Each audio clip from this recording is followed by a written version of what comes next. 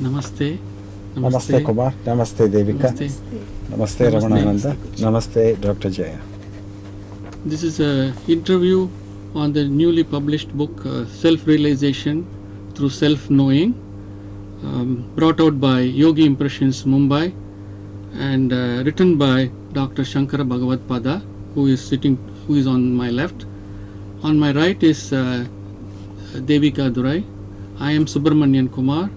On the left of Dr. Shankara is Balaji Ramanananda, and all the way to the extreme left is Dr. Jaya Indus.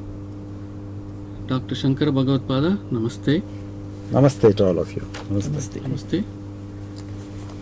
Let me start with the first basic question. Who should read this new book? The book is actually intended for 3 or 4 categories of people.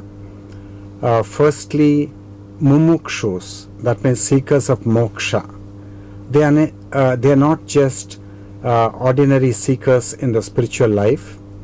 Ordinary seekers are in the spheres of artha and kama, whereas the mumukshus are in the spheres of dharma and moksha. So they are meant for mumukshus.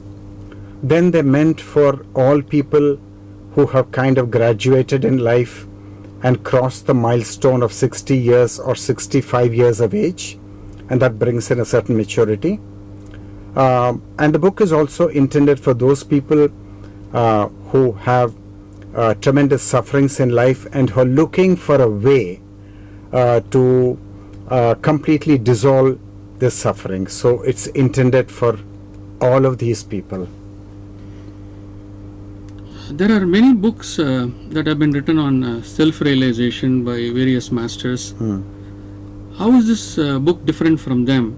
I also understand this book is the product of an international retreat on self-knowing and self-realization, which was conducted in February 2016.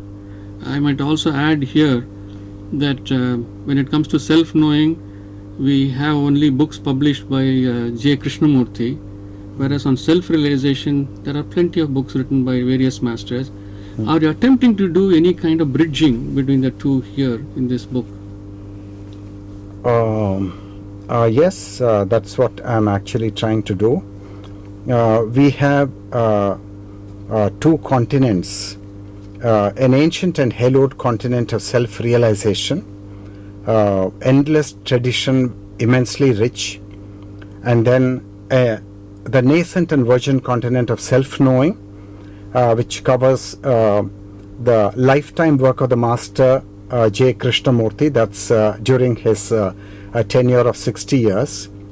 And I noticed that spiritual seekers and spiritual masters in the continent of self-realization do not turn in the direction of the continent of self-knowing. And the people who have been listening to Krishnamurti, they are not looking in the direction of the continent of self-realization. So there is a disconnection between the 2 continents. So this is what I observed. And my life so evolved that I became a kind of amphibian, living intermittently in both worlds, both continents. So I thought that we must create a connection or a bridge between the world of self-knowing and the world of self-realization. And that is what the book and the retreat is all about. Thank you. Is self-knowing different from self-realization? Because generally these terms sometimes are used synonymously. There is a lot of confusion. So it would be great if you can elaborate on this. Right. Now you will notice that throughout the work, I am using the word self in 2 distinct ways. Firstly, there is the self of ancient spiritual India by that term, and that is described in the work by using capital S, capital self. Now that represents the Atma or the universal self, which is just the core of every human being. But because we don't touch that core in the course of our day-to-day living, that core is practically terra incognito for us.